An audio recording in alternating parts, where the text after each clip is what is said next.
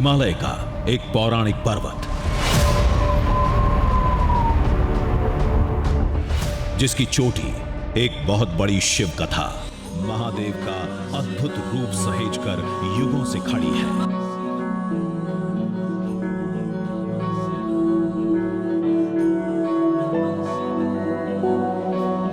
महाभारत और शिव पुराण में लिखा है कि केदारनाथ धाम वहां नहीं होता जहां आज है। केदारनाथ धाम होता वहां जहां हम जाने वाले थे, केदार कांठा।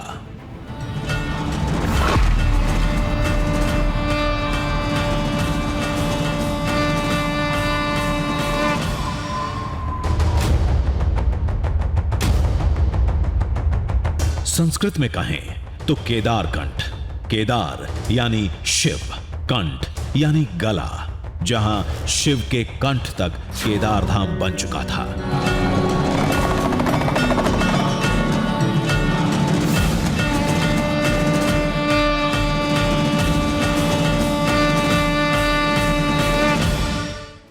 वो जगह जो भोलेनाथ के दिल में बसती है, वो जगह जहां पहले केदारनाथ को बसना था। नमस्कार, जय हिंद। मैं हूं अक्षय विनोद शुक्ला आपके साथ, और आज का जो दृश्यम हम आपके लिए लेकर आने वाले हैं वो इन पहाड़ों में तकरीबन 12,000 फीट की ऊंचाई पर बसा हुआ है।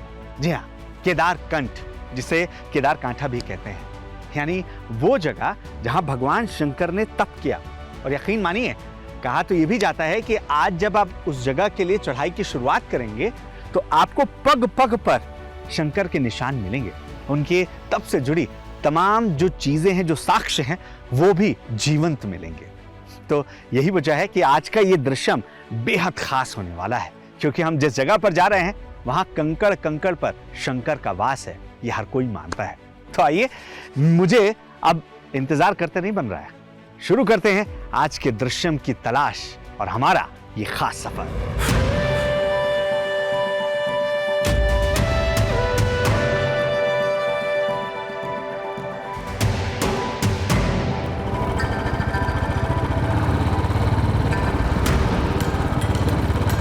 कई रिसर्च पेपर, कई पौराणिक कहानियों को खंगालने के बाद टीवी पर पहली बार खोज कर ला रहे हैं हम प्रथम केदारनाथ धाम की चोटी का सबसे पहला दृश्य।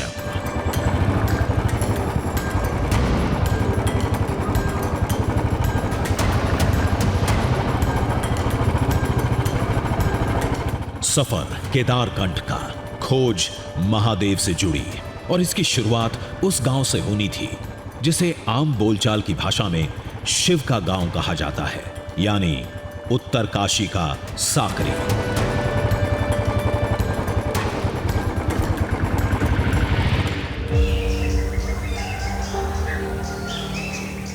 ऐसा क्यों कहा जाता है, इसका जवाब गांव में कदम रखते ही मिल गया।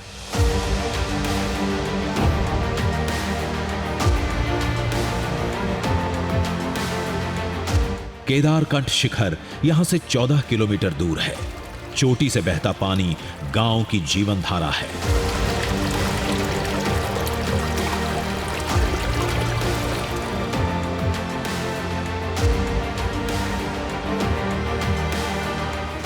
वहां उगने वाली वनस्पतियां कमाई का मुख्य जरिया हैं। कहते हैं यहां जो है सब शिव का है।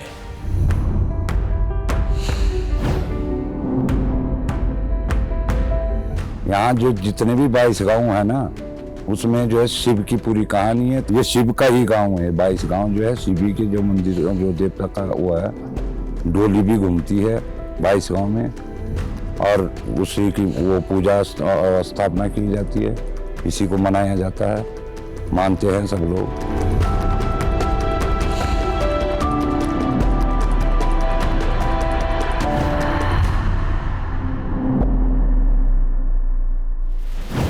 केदारनाथ और केदारकंठ के बीच करीब 100 किलोमीटर की दूरी है।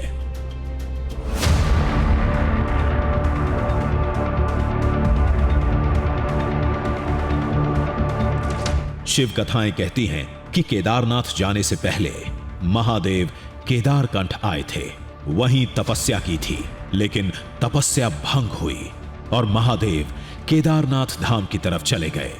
ये कहानी गांव में पूरी शान के साथ सुनाई जाती है।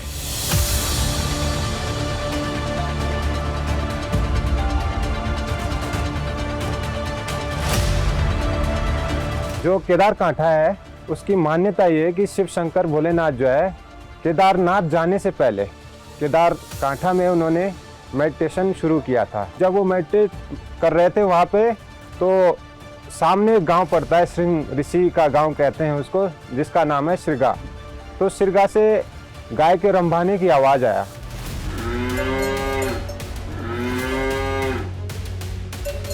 जब गाय की आवाज आई तो उन्होंने कहा यहाँ तो बस्ती है, मुझे तो एकांत चाहिए, लोग आते रहेंगे, यहाँ पर डिस्टर्ब हो जाएगा। तो उसको यहाँ बसना था और यहाँ से जो है वो केदारनाथ चले गए। वहाँ उनको एकांत मिला होगा तो वहाँ उन्होंने उसकी स्थापना की।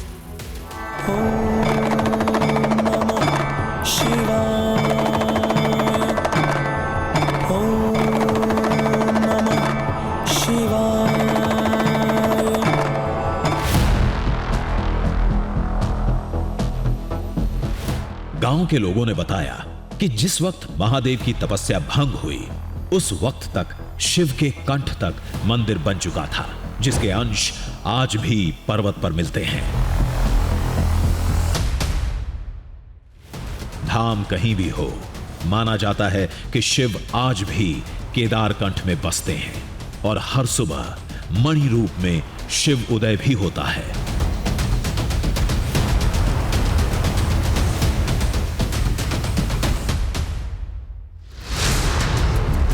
वहाँ अच्छा लगता है केदारखंडी मैदान भी अच्छे, जो चोटियाँ हैं वो भी अच्छी है।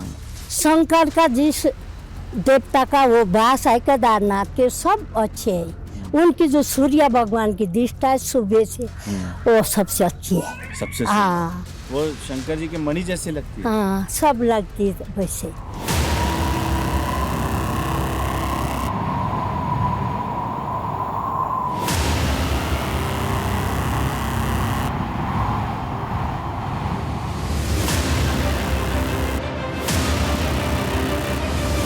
मतलब हर सुबह जब केदारकंठ की चोटी पर सूर्योदय होता है तो एक मणि सी चमकती है, यानी कुछ वैसा ही जैसा हिमाचल के मणि महेश धाम में दिखता है। जब सनराइज निकलता है तो जैसे शिव की मणि चमकती है वो वाला नजारा है। वहाँ सूर्योदय नहीं शिव उदय होता है। शिव उदय होता है।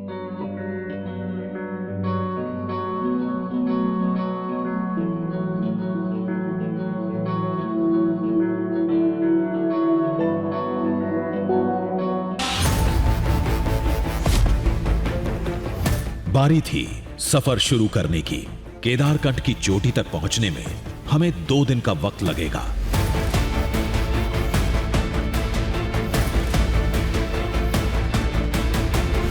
इस ट्रैक पर थोड़े बहुत पर्वतारोहियों को छोड़कर कोई नहीं जाता। शायद इसीलिए वो शिव कथाएं देश के सामने नहीं आई।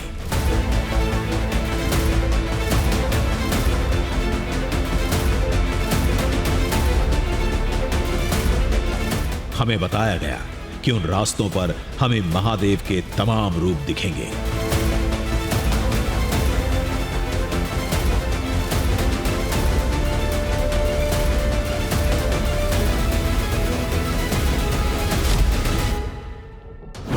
एक जंगल जो महादेव के नीले कंठ से रंग कर नीला हो चुका है। एक झील जो भगवान शिव की जटा से निकली एक बूंद से बनी थी। और वो चोटी जहां आज भी प्रथम केदारनाथ मंदिर के अवशेष मौजूद हैं।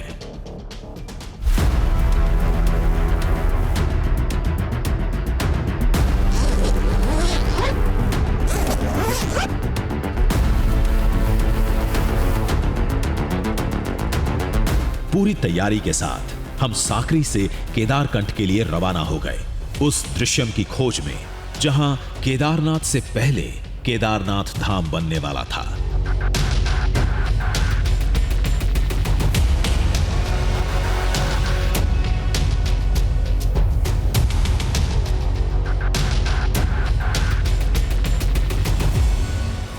जहन में यही ख्याल था कि अगर हम उस दृश्यम को तलाशने में कामयाब रहे तो ये अब तक की सबसे अद्भुत शिव कथाओं में से एक होगी।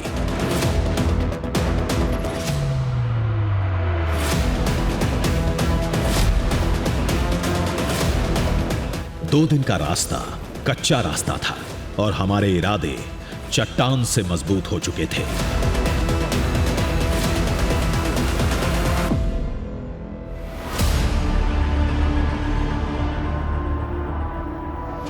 टूटा पुल बता रहा था, इस राह के राही बहुत कम हैं, लेकिन हमें हर रास्ते पर चलना आता है।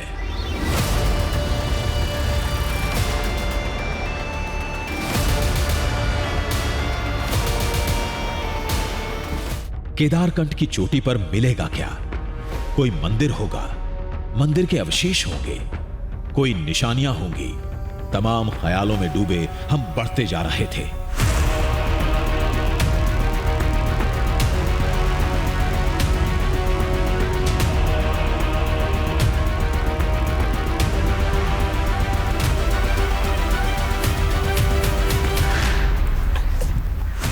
देखिए, लगभग 3 किलोमीटर का सफर अभी तक हमने तय किया है, लेकिन जो दृश्यम यानी वो दृश्यम जो महादेव से जुड़ा हुआ है, वो जगह जहाँ केदारनाथ होना था, जो हमारा आज का दृश्यम है, उस जगह पर पहुँचने के लिए अभी हमें कई किलोमीटर का सफ़र और तय करना है।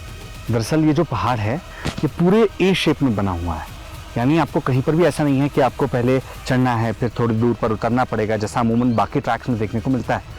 यही वजह है कि यहाँ सांसें आपकी फूलती हैं।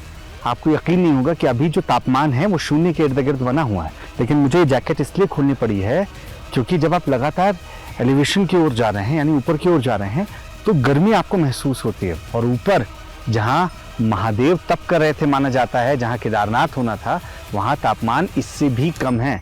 तो आप अंदाज़ा लगा सकते हैं कि वो जगह कितनी खूबसूरत होगी और वो दृश्य कैसा होगा।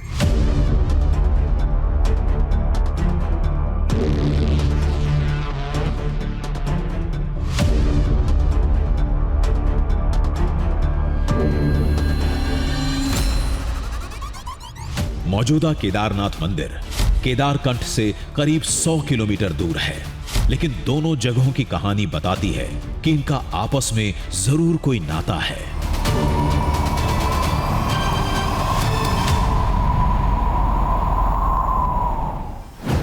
जिसके मुताबिक भगवान शिव ने दोनों जगह तपस्या की थी। दोनों जगह पर महादेव महिष यानी गोवंश अवतार में थे। बस एक फर्क है, गाय की आवाज से केदारकंठ में महादेव की तपस्या भंग हो गई, तो वो केदारनाथ चले गए और केदारनाथ मंदिर वहीं बन गया।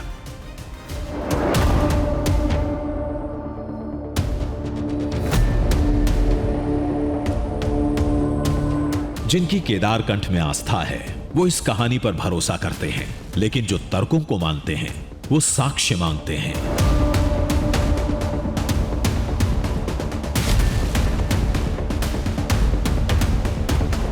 हमारा सफर अब उस मोड़ पर था जिसे इस शिव कथा का पहला साक्ष्य बताया जाता है।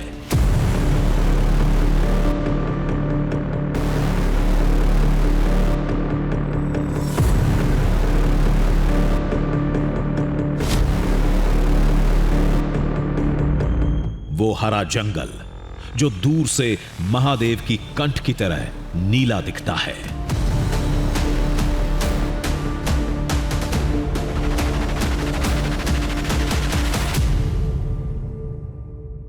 हमें स्थानीय लोगों ने बताया था कि आप ऊपर की ओर जब चढ़ेंगे तब आप नीचे नजर डालते हैं तो जंगल आपको पूरी तरीके से नीला नजर आता है। उनका तो ये मानना है कि ये सब होता है भगवान शंकर के प्रभाव की वजह से, क्योंकि शिव केदारकांठा से केदारनाथ की ओर गए थे, उन्हें नीलकंठ भी कहा जाता है। ये कनेक्शन उन लोगों की तरफ से हमें बताया गया। अब देखिए, इसे कोइंसिडेंस कहेंगे या कुछ और।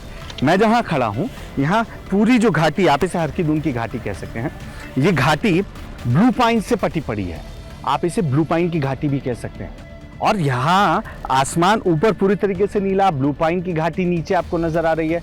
यही वजह है कि जहाँ आपको सिर्फ हरे जंगल नजर आते हैं, वहीं दूसरी ओर जब आप यहाँ खड़े होकर नजर डालेंगे तो आपको इन जंगलों के बीच कहीं ना कहीं वो नीलापन नजर आता है।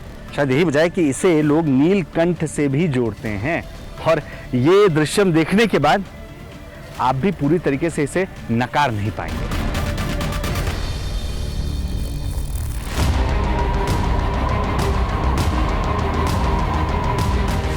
दूर से देखने में यह जंगल वाकई नीला था, जैसे कुदरत ने कोई कलाकारी की हो।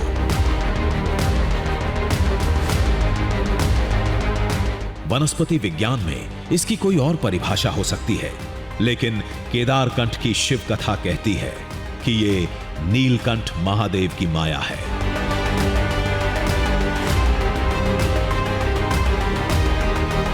इस अद्भुत नजारे को छोड़कर आगे बढ़ने का मन नहीं था, लेकिन शिखर तक पहुंचने की बेकरारी में कदम फिर बढ़ चले।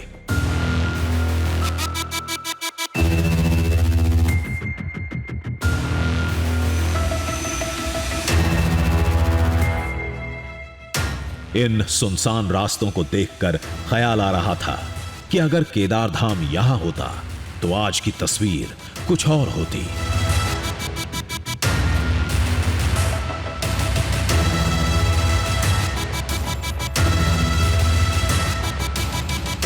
सोचते समझते हम आगे बढ़ ही रहे थे कि केदारकंठ की शिव कथा का अगला पड़ाव सामने था।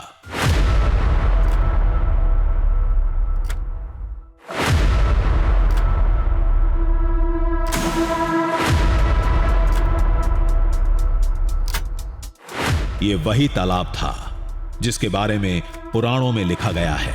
वो कथाएं कहती हैं कि ये भगवान शिव की जटा से निकली एक बूंद से बना है।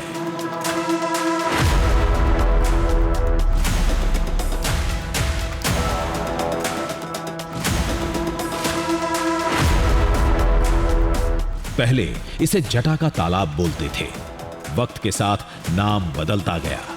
आज इसे जूड़ा का तालाब कहा जाता है।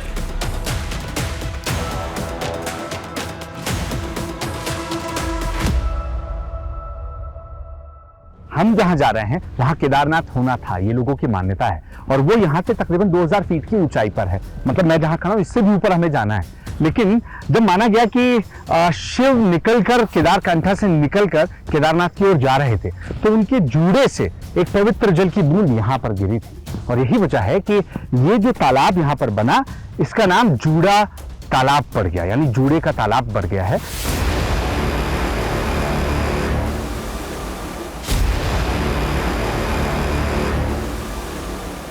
तालाब का पानी जम चुका था। पानी बर्फ और बर्फ चट्टान बन चुकी थी।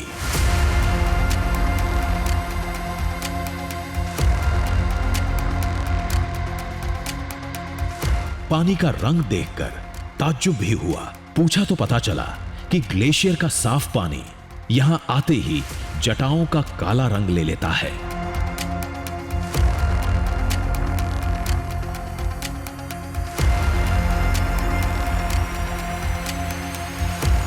देखिए ये पानी जो है किस तरीके से निकल रहा है, यानी ये सतह अभी पूरी तरीके से जमी नहीं है, यानी आप इस पर चल रहे हैं तो ये खतरनाक आपके लिए भी हो सकता है कि ये कभी भी टूट सकता है और आप इसके भीतर जा सकते हैं।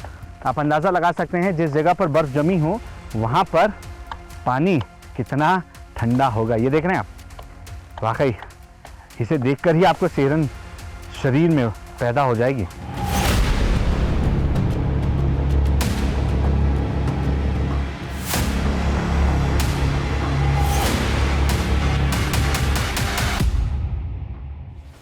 केदारकंठ के बारे में अब तक जो कुछ भी सुनकर आए थे वो एक एक करके सच साबित होते जा रहे थे।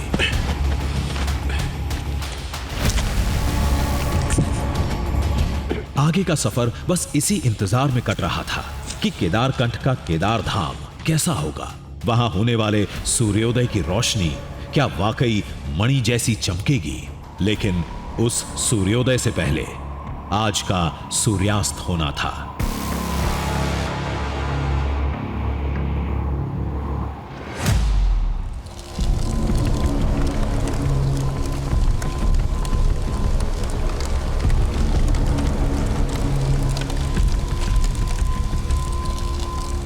रात होने की वजह से मंजिल से 4 किलोमीटर पहले ही टेंट लगाना पड़ गया।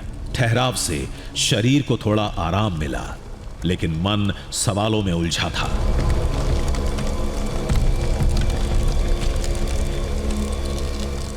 केदारनाथ मंदिर 1200 साल से भी पुराना है।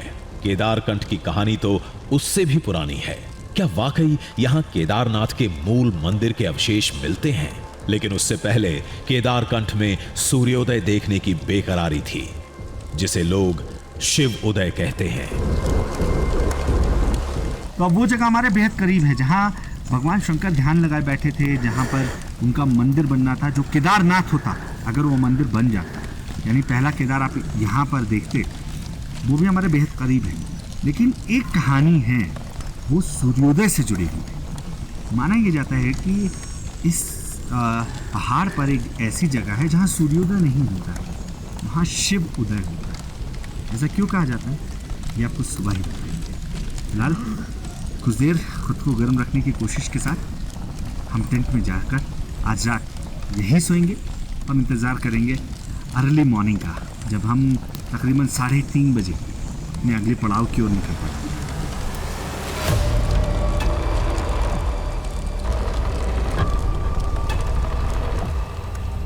उजाला होने से पहले केदारकंठ घाटी पहुंचना था। आराम करने के चंद घंटे मिले थे और अगली सुबह के इंतजार में हम रात की आगोश में चले गए।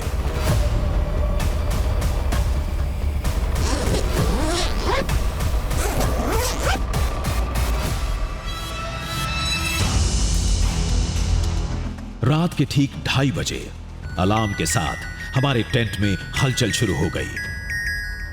देखिए, अभी सुबह तकरीबन 2:30 बजे का वक्त है और हम जाग गए हैं।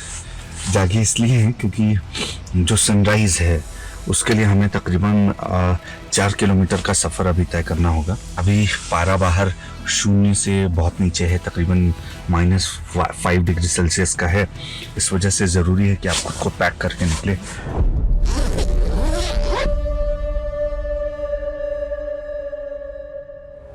अब मंजिल बहुत दूर नहीं थी। जितने भी दावे सुन रखे थे, सबको समझने और परखने का वक्त करीब था।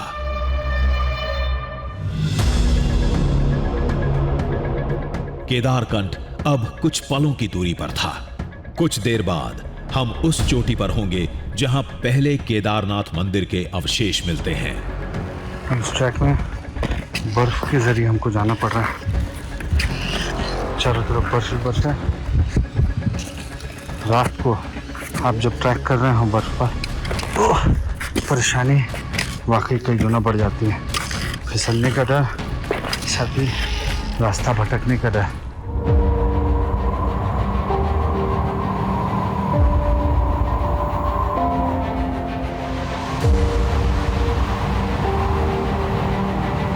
कुछ ही पलों में हम केदारकंठ घाटी में थे, जहां के बेजोड़ दृश्यों को देख हम सारी थकान भूल गए।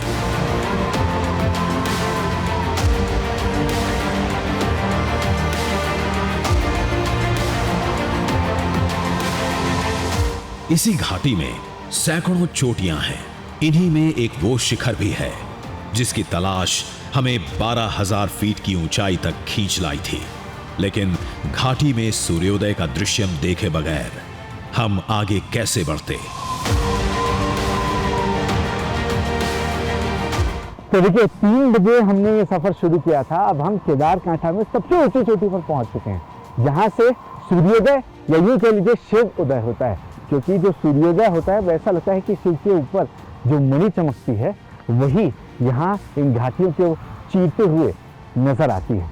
बहरहाल अभी जो दृश्य आप देख रहे हैं ये वाकई खूबसूरत है, और यहाँ इस दृश्य को देखने के लिए कुछ परेशानियाँ आपको ज़रूर झेलनी पड़ती हैं। अभी जहाँ तापमान 0 से 3 से 5 डिग्री सेल्सियस तक नीचे जा चुका है, वहीं दूसरी ओर लगातार तेज़ हवा, आप शायद उसे महसूस कर पाएँ जब मैं बोल रहा हूँ। और यहाँ पर खड़े होना बहुत मुश्किल है क्योंकि ये हवा लगातार अपने साथ आपको बहा ले जाने पर आमादा रहती है। लेकिन जब आपको ये दृश्य देखना हो तब ये तमाम परेशानियाँ छोटी लगती हैं।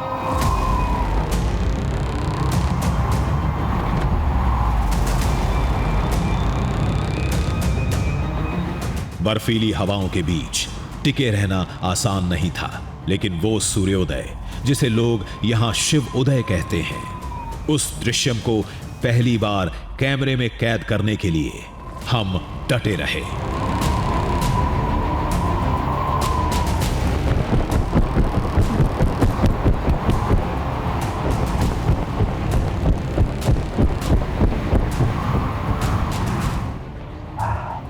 पारा लगातार गिर रहा है। अभी पारा -7 डिग्री सेल्सियस के करीब है और ये विंड चिल है। विंड चिल की वजह से जो हवा है इसका तापमान -17 डिग्री सेल्सियस तक होता है। अब देखिए कि जबान भी खुद ब खुद लड़खड़ाने लग रही है। ये ग्लव्स, ये बूट्स, ये जैकेट, ऐसा लग रहा है कि कुछ असर नहीं दिखा रहे हैं। नीचे बर्फ से ढके पहाड़ हैं और उसके बीच से मणि की तरह चमकता हुआ ये सूर्य का गोला हमें नजर आया। शायद यही वजह है कि लोग कहते हैं यहाँ सूर्योदय नहीं, यहाँ शंकर का उदय होता है, शिव का उदय होता है। क्योंकि जो मणि शिव ने धारण की थी वो जब निकलती होगी तो कुछ इसी तरीके से चमकती हुई नजर आती होगी। ये लोगों की आस्था है, ये लोगों का विश्वास है, भरोसा है। यही वजह है कि जब यहाँ हवा इतनी तेज है जो आपको महसूस होती है -17 से 18 डिग्री सेल्सियस तक, उसमें भी लोग यहाँ खड़े होते हैं और इस दृश्य को देखने के लिए, इस दृश्यम को देखने के लिए लगातार वो बेसब्री से इंतजार कर रहे होते हैं।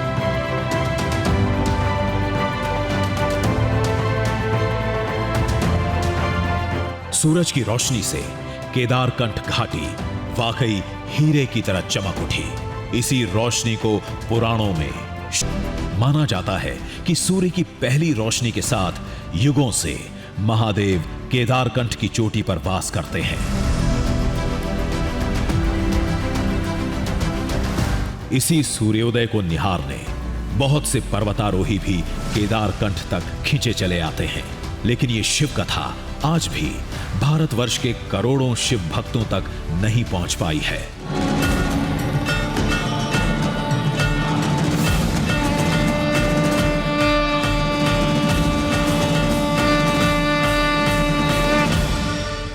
कुछ देर तक इस शिव उदय को देखने के बाद हम अगले और अद्भुत पड़ाव की तरफ निकल पड़े, यानी केदारकंठ की वो चोटी जहां केदारनाथ धाम अधूरा रह गया था।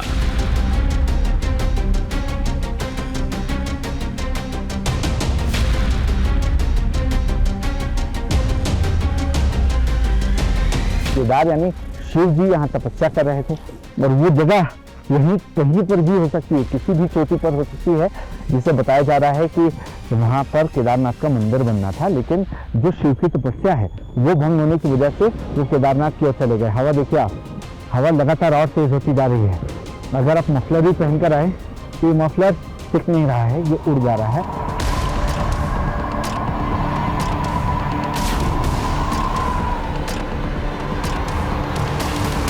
तेज हवाएं पीछे ढकेल रही थी, बेहिसाब ठंड कदमों को रोक रही थी। लेकिन महादेव की उस निशानी को खोजने के लिए हमने पूरी जान लगा दी और हर हालात में टिके रहे।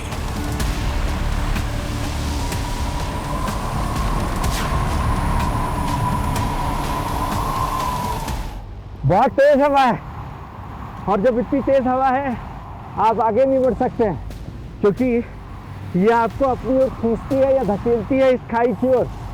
और ऐसे में ये जो पत्थर है यही सबसे बड़ा सहारा है जिससे आप हवा को काट सकते हैं या इसके कांटेक्ट में आने से बच सकते हैं, क्योंकि ये जितनी तेज़ रफ्तार में है उससे कहीं ज़्यादा ये जानलेवा है ठंड की वजह से।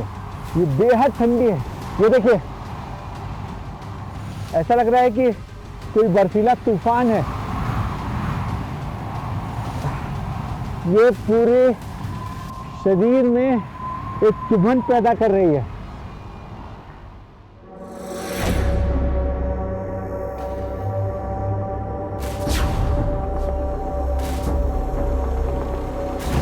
पौराणिक दावों को सच माने तो युगों पहले महादेव ने गोवंश अवतार में इन्हीं चट्टानों के बीच कुछ वक्त गुजारा था।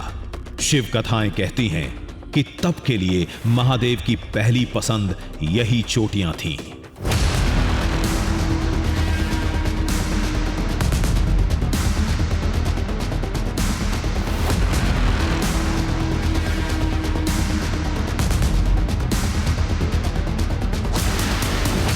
कुछ देर बाद उस पौराणिक शिखर का दृश्यम हमारे सामने था। दावे के मुताबिक यही वो चोटी है जहां महादेव ने तपस्या की थी।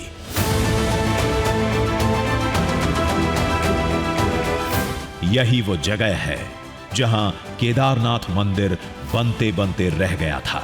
चोटी पर पत्थर के कई टुकड़े थे जिसके ऊंचे आधार पर कुछ खंभे खड़े थे।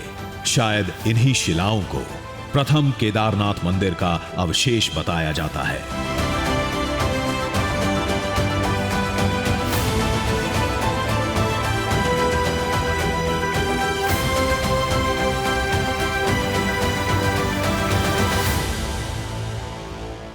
केदारकंठ यानी वो जगह जहां केदारनाथ होना थे, वो जगह जहां भगवान शंकर ध्यान में बैठे थे। दरअसल यही वो जगह है जहां भगवान शंकर ध्यान में बैठे थे, ऐसी मान्यता लोगों की है। और यहाँ जब भगवान शंकर ध्यान लगाए हुए थे तब यहाँ जो गांव है जिसे आप शिरगा कहते हैं, वहां से एक गाय के रंभाने की आवाज आई, जिसकी वजह से उनका ध्यान टूट गया। और उसी दरमियान उन्होंने ये बात महसूस की कि यहाँ आसपास बसाहट है जहाँ लोग रहते हैं, और यही वजह है कि उनके ध्यान में बार बार खलल पड़ सकता है। और उन्होंने फैसला किया कि वो यहाँ से अब केदारनाथ के लिए चले जाएंगे।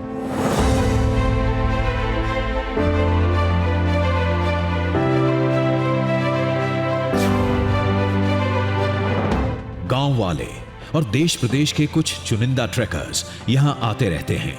उन लोगों ने प्रतीक के तौर पर कुछ ध्वज लगाए थे। हम घाटी की सबसे ऊंची चोटी पर थे जहां से हिमालय के वो शिखर साफ दिखते हैं जिनका नाता किसी न किसी रूप में महादेव से है।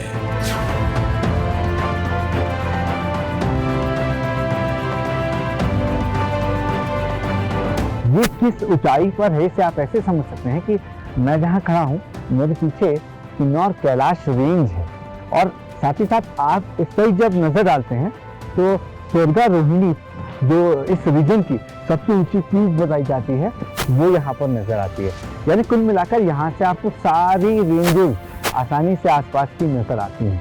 और यही वजह है कि यहाँ पर लगातार आपको दो चार होना पड़ता है इस ब्रीज से, जो बर्फीली हवा है इसके थपड़े लगातार आपको परेशान करते हैं। लेकिन हाँ, जो दृश्यम है और जो सुकून इस बात का है कि ये वही जगह है जहाँ भगवान शिव ने खुद तप किया था, खुद तपस्या की थी। तब ये सारी परेशानियां आपके लिए वो छोटी नजर आती हैं। बहरहाल इस नज़ारे को, इस दृश्यम को हर कोई यही कोशिश करता है कि जी भर के देख ले। हम भी वही कोशिश कर रहे हैं। मौजूदा केदारनाथ मंदिर यहां से 100 किलोमीटर दूर केदारखंड में है।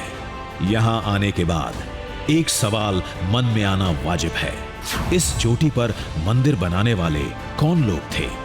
इस बारे में कोई साफ जवाब नहीं मिलता। कुछ कहानियां पांडवों से जुड़ती हैं तो कुछ दिव्य आत्माओं से।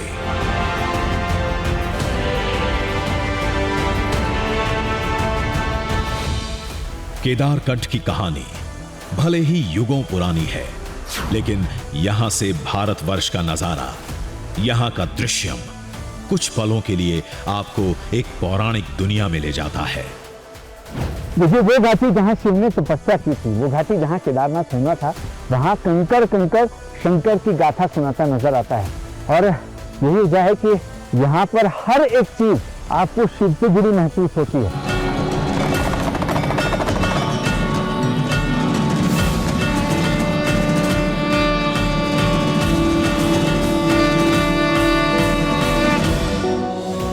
कैलाश पर्वत,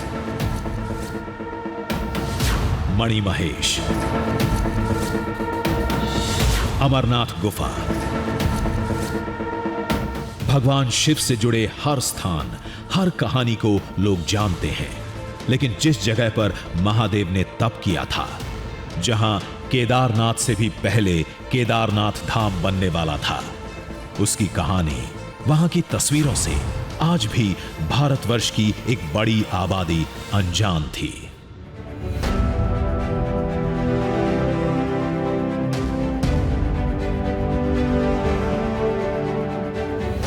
इस अद्भुत नजारे को मन भर निहारने के बाद फिर बढ़ चले थे हमारे कदम तलाशने भारतवर्ष का एक और नया दृश्य।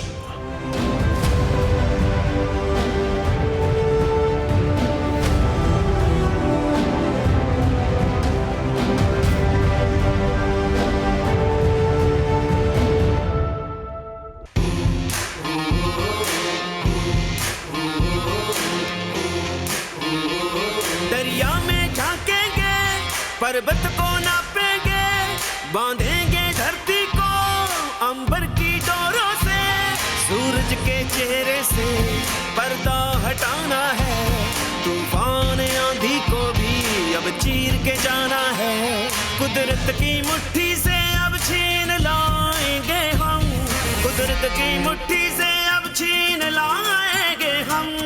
दृश्यम दृश्यम दृश्यम दृश्यम